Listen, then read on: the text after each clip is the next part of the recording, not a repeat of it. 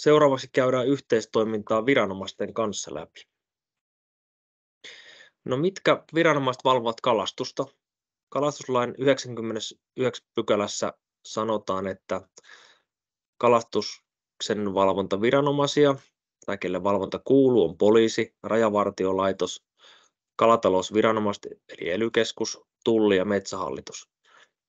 Metsähallituksen toiminnan voi jakaa kahteen asiaan. Metsähallituksen ne virkamiehet, jotka hoitaa kala-asioita, niin ovat osaltaan kalatalousviranomaisia myöskin, ja Metsähallituksen erätarkastajat, joiden toimintaa itse asiassa niin säätelee laki erävalvonnasta, niin toimii sitten poliisivaltuuksilla ja hiukan eri lähtökohdista kuin varsinaiset kalatalousviranomaiset.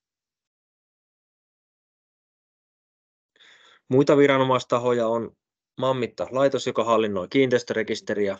Sieltä saa muun muassa osakaskuntien yhteystiedot, sekä aluehallintovirasto, joka vahvistaa osakaskuntien säännöt. Yleisesti ottaen yhteistoiminnasta sitä säätelee hallintolaki, eli kalastuksenvalvoja on julkisen vallan käyttäjä, viranomaista avustava toimija. Ja viranomaisille nämä viranomaiset, mitkä äsken tuossa 99 pykälässä mainittiin, niin käytännössä niille kalastuksen valvonta on marginaalityötä, paitsi ehkä kalastusviranomaiselle, mutta sekin kohdistuu ehkä enemmänkin tuonne EU-puolen valvontaan kuin kansalliseen valvontaan. Käytännössä kalastuksen valvojan tehtävä on toimia kalastuksen valvonnan asiantuntijoina, avustaa viranomaisia hoitamaan tehtävien sujuvasti ja oikeus yhdessä viranomaisen kanssa. Eli lyhyesti sanottuna autamme heitä auttamaan meitä. Käytännössä se saattaa tarkoittaa sitä, että valvontatilanteen jälkeen, kun otetaan yhteyttä poliisille tai siinä tilanteessa, jos on joku takavarikkokin esimerkiksi, niin aika usein poliisille on kerrottava, mitä lainsäädäntö sanoo ja mitä poliisin on tehtävä. He eivät välttämättä tiedä, tai ainakaan se henkilö, kuka siellä puhelimessa vastaa. Pyydyksen ja kalastusvälineen talteenottomenettelystä säädetään 111 pykälässä kalastuslaissa. Eli talteenotetusta pyydyksestä tai kalastusvälineestä on ilmoitettava välittömästi poliisille. Välitön tarkoittaa soittoa siltä vesiltä saman tien. Ja myöskin se talteenotettu pyydys tai kalastusväline on luovutettava niin pian kuin mahdollista poliisin säilytettäväksi. Jollei se luovuttaminen käy hankaluutta päinsä, pyydyksestä tai sen säilytyspaikasta on ilmoitettava poliisille, joka määrää, miten se on säilytettävä. Eli te ette sitä päätä itse, vaan poliisi kertoo teille, että pystyykö se ottaa sen vastaan vai eikö pysty, ja jos se ei pysty, että minne se viedään. Se pitää sopia erikseen. Ja sitten pitää myöskin muistaa, että talteenotettu pyydys tai kalastusväline on palautettava viivytyksettä pyydyksen tai kalastusvälineen haltijalle, jos esitutkinta ei aloiteta. Talteenotetun pyydyksen myynti tai hävittäminen. Jos talteenotetun pyydyksen omistajaa tai pyydyksen tai kalastusvälineen omistaja ei 6 kuukauden kuluessa talteenotosta tavoiteta, poliisin on myytävä pyydys tai kalastusväline ja tilitettävä myynnistä kertyneet varat valtiolle. Toissijaisesti poliisi voi hävittää pyydyksen tai kalastusvälineen, jos sillä ei ole vähäistä suurempaa arvoa. Sitten näyttömääräykset on säädetty 114 pykälässä. Eli mikäli kalastajalle ei ole esittää todistusta kalastonhoitomaksun suorittamisesta, mutta se kuitenkin on maksuvelvollinen, valvoja voi antaa näyttömääräyksen. Eli näyttömääräyksellä velvoitetaan se henkilö esittämään se todistus siitä maksusta poliisille 7 päivän kuluessa näyttömääräyksen antamisesta. Asiakas voi itse päättää, mille poliisilaitokselle hän haluaa käydä näyttämässä.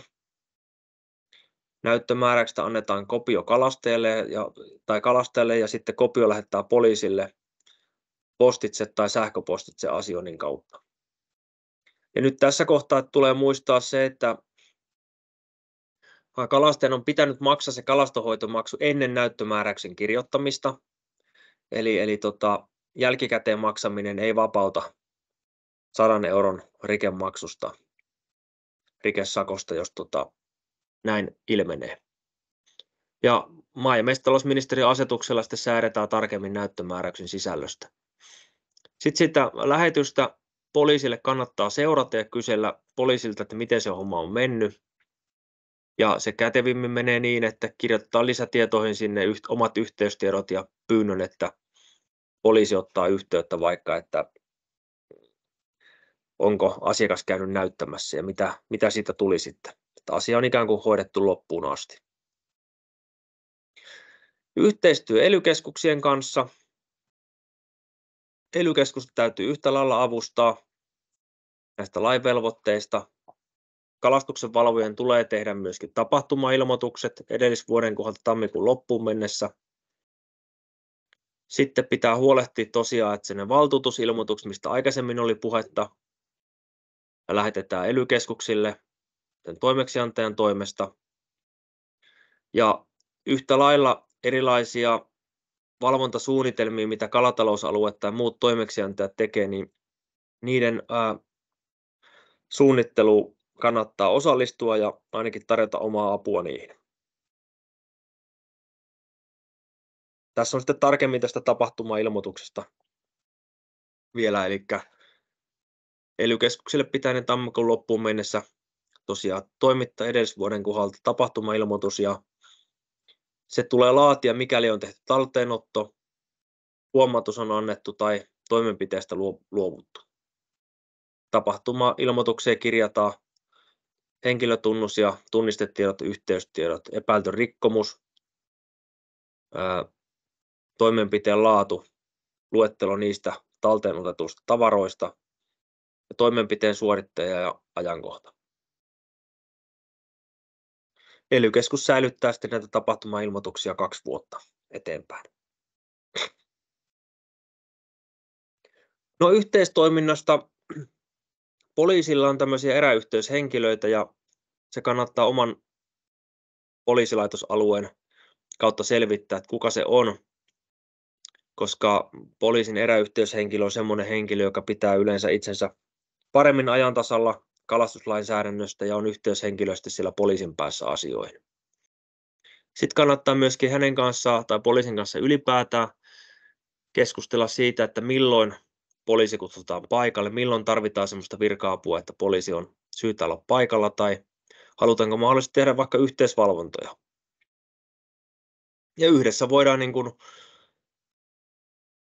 tehdä asioita, mitkä edistää yhteistä maalia, eli vaikka näitä valvontamatkoja, sitten pidetään neuvottelu- ja koulutustilaisuuksia, otetaan käyttöön kalatalousalueiden käyttö- ja hoitosuunnitelmat, mitä siellä on sanottu kalastuksen valvonnasta, sovitaan myöskin näyttömääräyslomakkeen käytöstä ja suunnitellaan vuotuista yhteistyötä eri toimijoiden kanssa. Ja monesti se kalastuksen valvoja tai vaikka kalatalousalueen valvontakoordinaattori, niin se on aika sujuva ottamaan sitä vetovastuuta asioista.